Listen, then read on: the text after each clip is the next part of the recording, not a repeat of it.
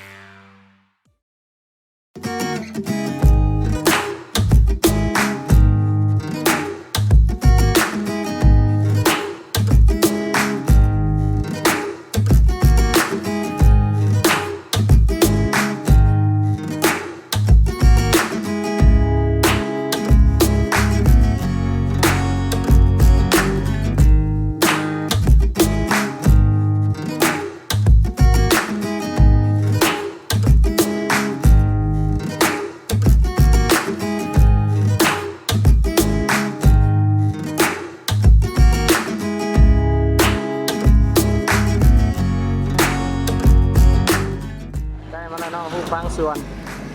แม่งหูปะตองปะแตงเนี่ยนี่ดำๆโอ้เท่หูบนะเท่เจ้าของหูบเนี่ยบูเรื่องนี่สร้างภาพสุดหล่อ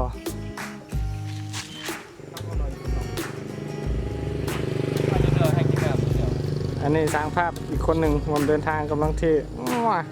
เสียงน้าตัวนั้นโคตรงามเดี๋ยวจังไหนชาไทยเบิงจะออกมาเป็นอะไรน่าจะเป็นอันนี้ดิ